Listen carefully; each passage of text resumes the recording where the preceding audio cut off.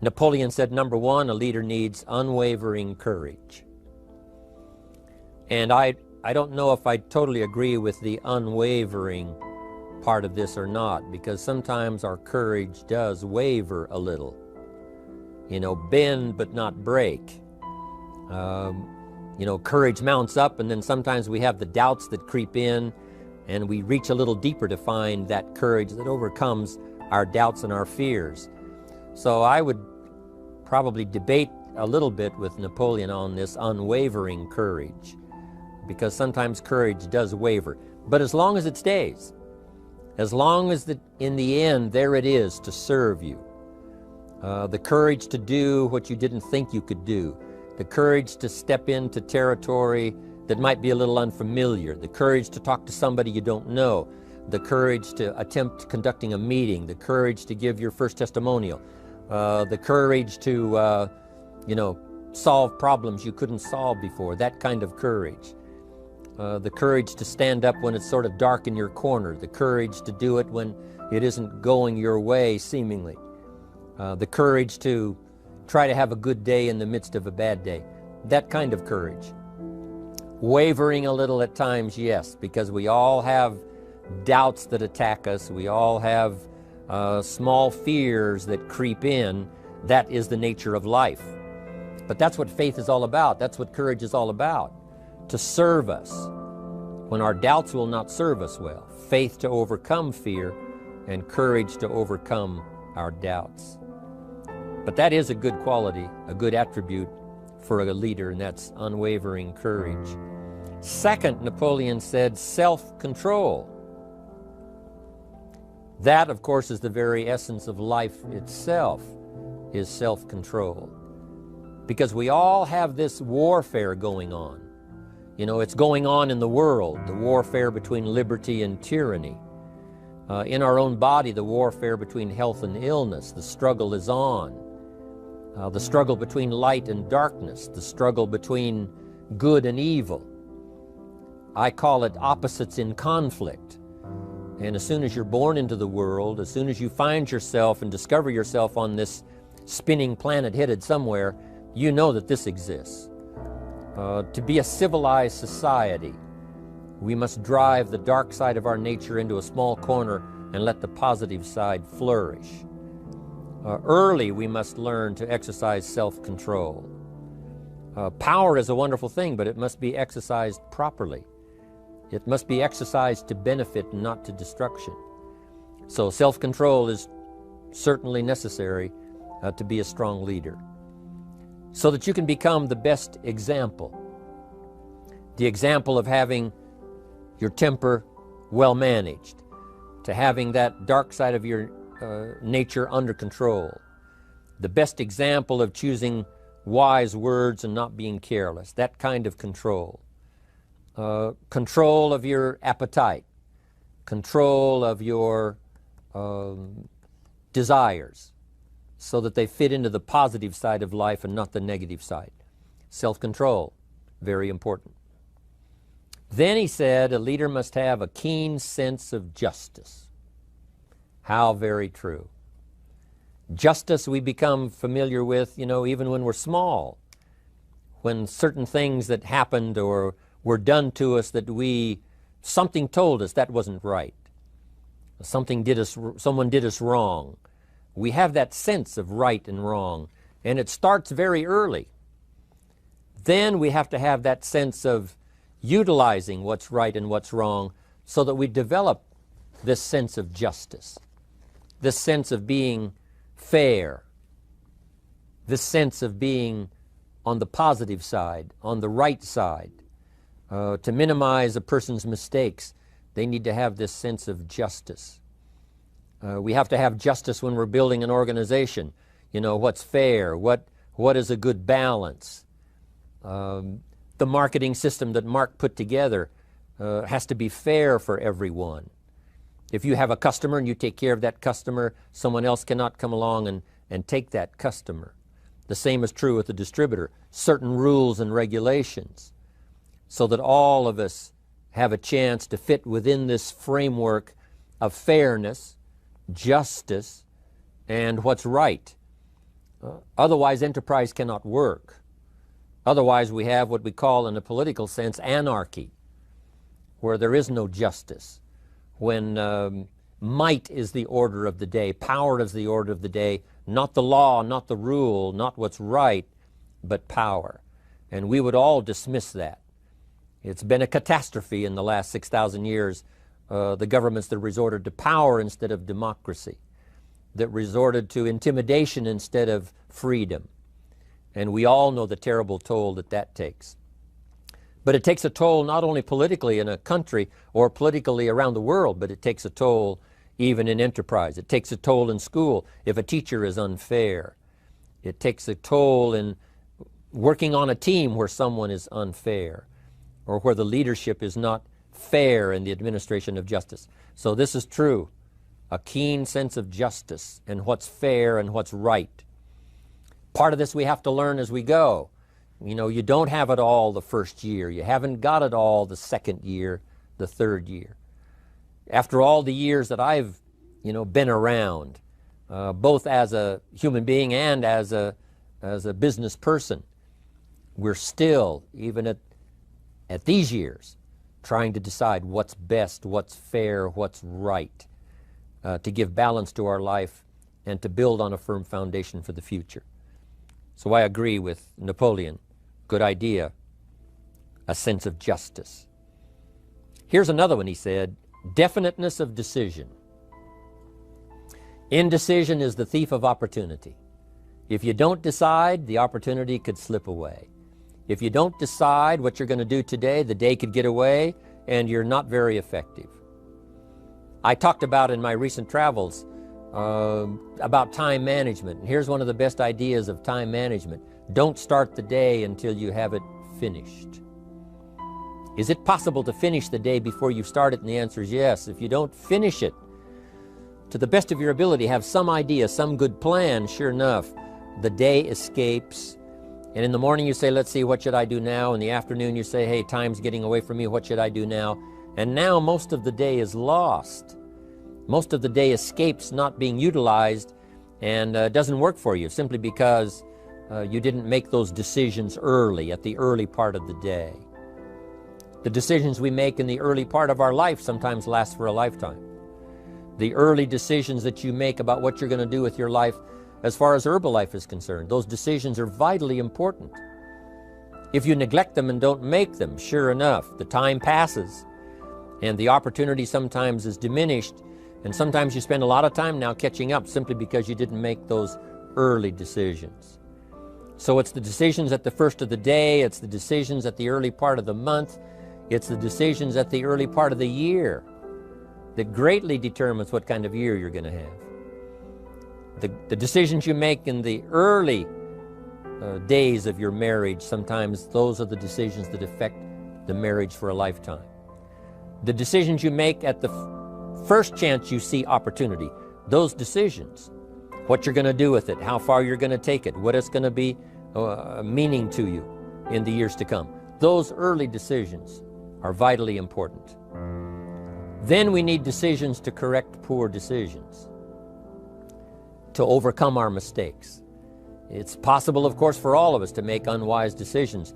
And at the end of one year, at the end of 1 week, 1 month, or at the end of a few years, we say, that decision cost me too much. Cost me a lot of time, cost me a lot of money, cost me maybe a good relationship, cost me a chance to be productive. But as long as you're alive, there's still a chance to use new decision power to correct the mistakes of decisions that were bad in the past. All of us have the opportunity to do that, but I think Napoleon was right here too. You got to be definite in making decisions so that the opportunity doesn't pass you by. Take advantage. Here's the next one. Napoleon Hill said, a good leader has definite plans. How important that is. And of all the years, I think, to cash in on Herbalife's momentum and make some plans for the future, this has got to be one of the greatest years. Herbalife in these 18 years now has created some incredible momentum, not only in opening up the countries, but momentum in the refinement of our marketing, momentum in developing new products, momentum in developing our support system. The key is now for you to make plans to ride on that momentum. Herbalife is like the tide that comes in, and the rising tide lifts all the ships if they're in the water. If your ship and your boat is not in the water, even though the tide comes in that would lift all the ships, if yours is not in the water, then it doesn't benefit you. So here's what you should do. Have the same intensity to make your plans for the future as Mark Hughes has. As the President's team, Chairman's Club especially, make the plans for the Herbalife Company future, you've got to now make your plans. Don't let this momentum pass you by. Don't let this momentum go uncashed in on. Don't let it be like a lost cause for you. And maybe you've, because of the lack of plans, have lost a month or two, or you've lost a week or two, or maybe you've lost a year and you were 10% effective instead of 100%. Now's the time to change all that and start making some plans. Your Herbalife plans, they're vitally important.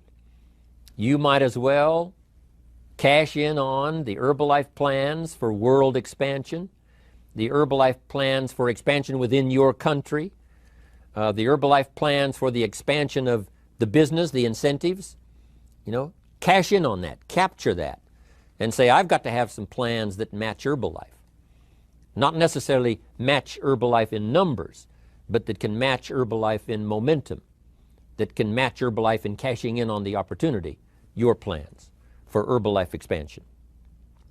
You got to have some plans for your family, right? You got to take your family along, don't leave them out.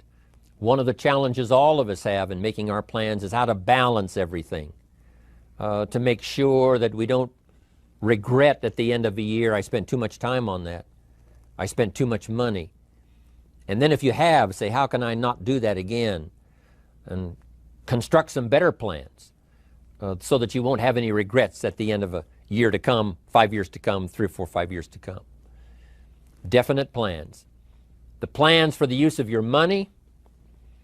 One thing I've admired about Mark Hughes since I've met him all those years ago, once he started becoming successful, he had a splendid plan, not only for his personal success in terms of financial security, but in terms of the company. Because Mark has to look after the company and make sure that the company is secure, that the company has plenty of reserves, so that no matter what happens around the world, and when you're doing business in 37 countries, you can imagine what the challenge is to make sure the plans for each country are there, the backup plans, the financial plans, as well as products and opportunity and marketing.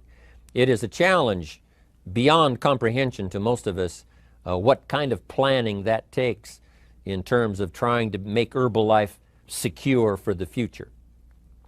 I described it in one of the summit classes as Mark takes the same pledge that the President of the United States takes, and that is to preserve and protect and defend the Constitution, says the President.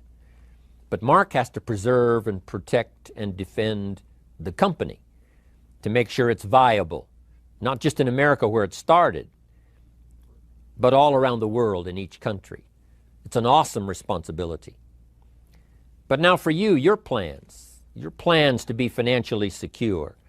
If you're starting to make some big money in Herbalife, I'm telling you, you got to have a good plan for your resources so that you find yourself secure regardless of what happens. I agree with Napoleon here. You got to have good plans. One more on plans, and that is the plan for your personal development. The plan to be better this year than last year. The plan to take the classes, attend the workshops, do everything you possibly can to show personal progress, not just financial progress, not just the progress of having one more car or one more home, but the progress of personality, the progress of communication skills, the progress of recruiting skills, the progress in how to deal with people, progress in using your influence so that it multiplies its power by 5 by 10 versus what it used to be. You need those kind of plans. A plan for personal growth, personal development, a plan to be all that you can possibly be in the years to come as you develop your Herbalife business and your life business and your family business, all of that. Got to have good plans. Next, Napoleon Hill had a good saying. It was something my father had and passed it on to me as a good philosophy. And here's what he said. A good leader has the habit of doing more than what he gets paid for. What an incredible philosophy this is. The habit of doing more than you get paid for. It's what we call the service that you put out like seeds in the ground that doesn't bring the harvest immediately, but the harvest is yet to come. It's called like putting out the capital in capitalism. Doing more than you get paid for means that you're getting ready for the next move up. Because if you do more than you get paid for, you've made an investment. The average person might think if I do more than the company requires, then they're ripping me off. I'm not getting paid for that extra time, that extra attention. But you must not view it that way.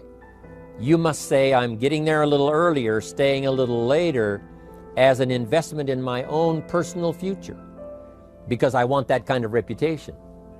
I want that kind of philosophy to work in my life. Do more than you get paid for.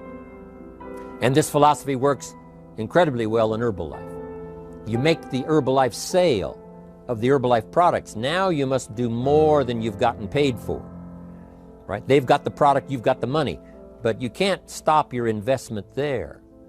Now you must develop the investment in time, effort, and energy in turning that new customer into a testimonial. And sometimes that's the most difficult work, the work after the sale. Because the sale might be fairly easy. Someone says, hey, I've been looking for this product, I need it, here's my money. But now you've got to stay with them, make sure they don't just buy the product, but that they use the product.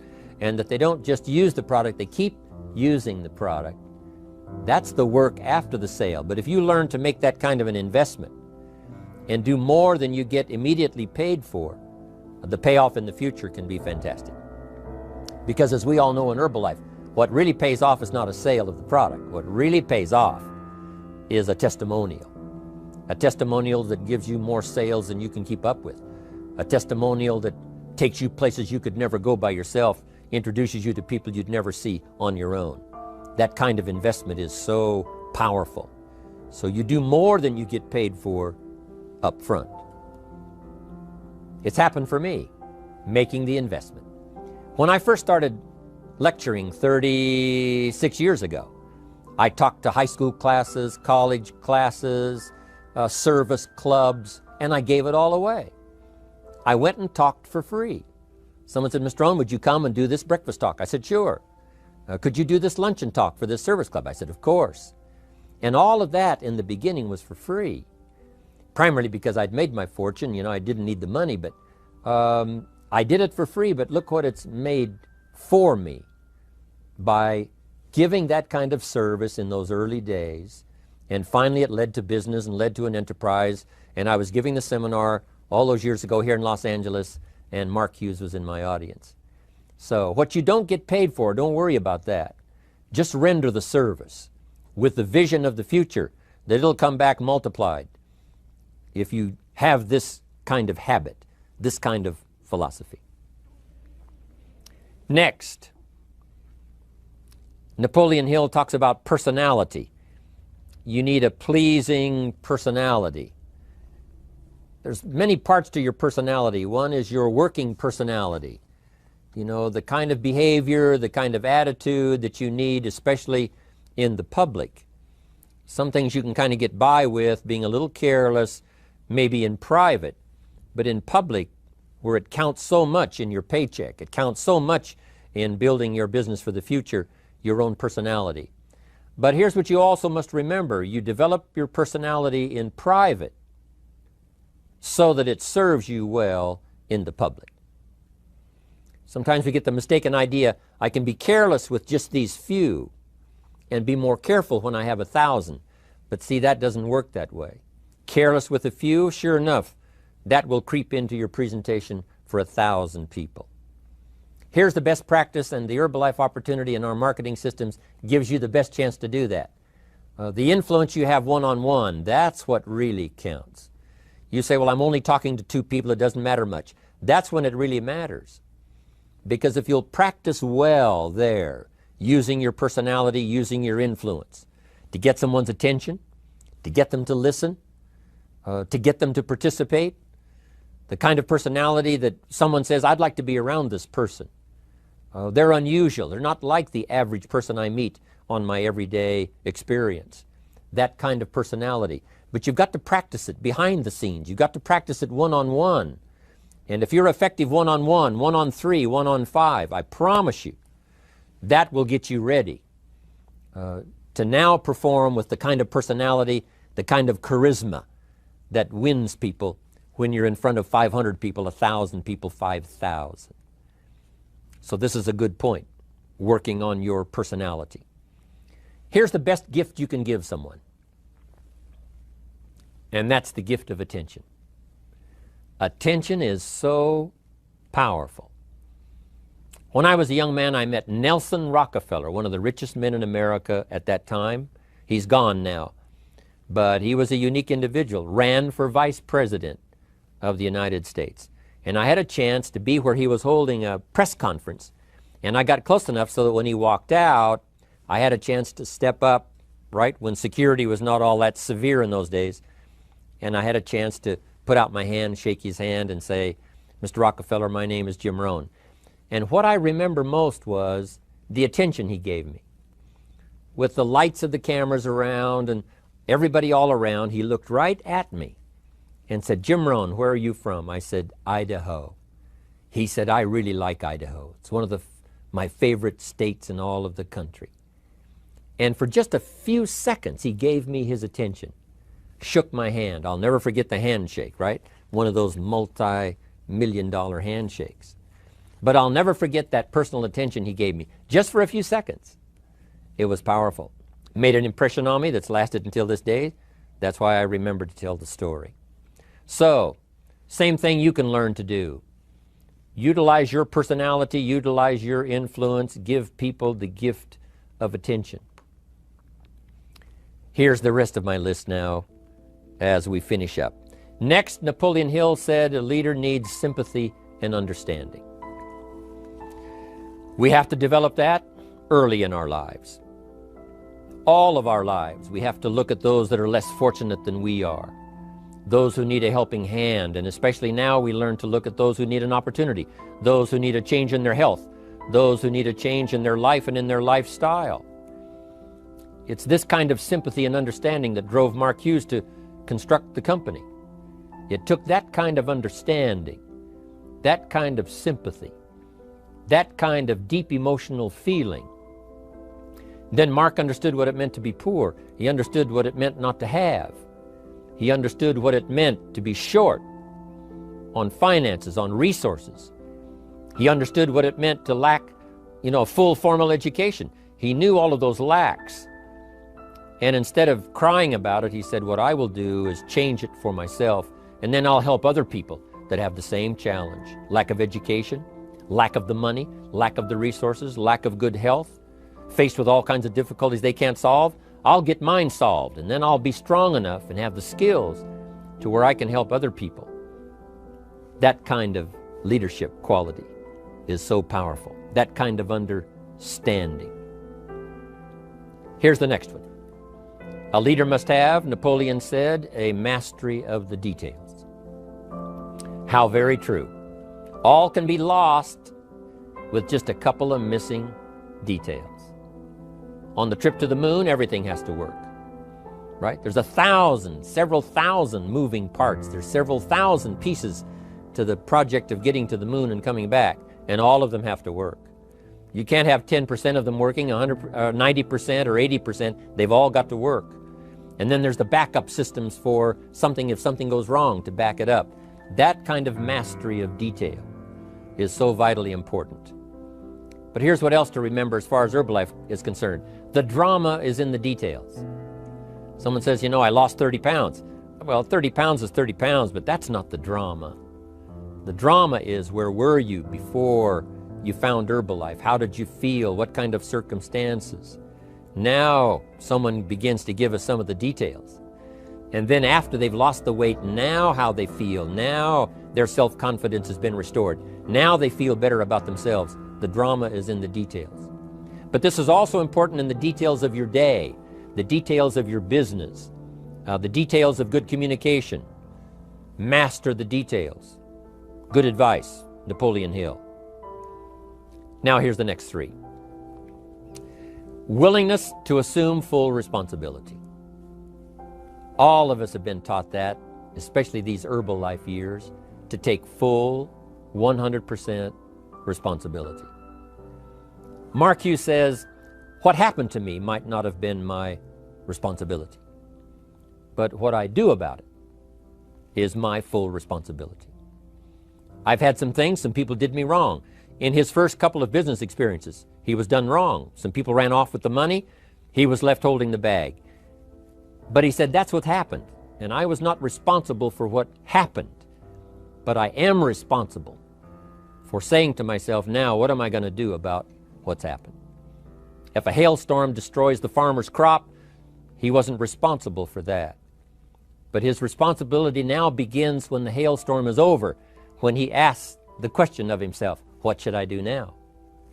Now that this catastrophe is over, now that the damage is done, now what should I do about it? And a philosophy I've taught all these years, it's not what happens to you that determines your future. It's what you do about what happens that determines your future. And this is a major part of it, accepting full responsibility. If you've got an organization, you're conducting meetings, and you're the leader, the responsibility ends with you. Someone else may mess up, make some mistakes, still your responsibility. Some things over which you have no control, understandable. But what you do about it now, how you fix it, the diplomacy you use, the strategy you use, that's the kind of responsibility now that depends on you. Also, you've got to be responsible for your future. Nobody's going to fix it. No one else is going to design it. No one else is going to come along and say, hey, I will make sure it all works well for you.